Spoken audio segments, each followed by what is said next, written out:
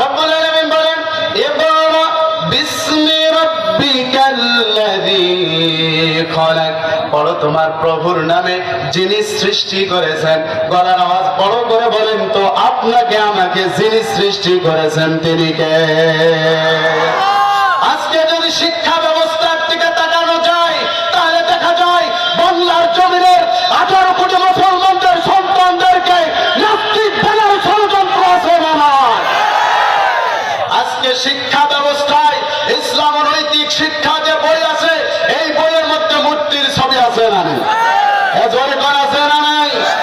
তাহলে এই পড়া যদি আপনার সন্তান আমার সন্তান পড়ে, আগামীতে মনে হয় না যে আপনার সন্তান আপনার সেবা করবে, বরঞ্চ আপনি পিতা হয়ে যদি আপনার সন্তানকে এই শিক্ষা দেন, আপনার সন্তান যখন এই শিক্ষা অর্জন করে বাড়িতে চলে আসবে, আপনাকে ঘর থেকে সর্বপ্রথম বের করে দিবে।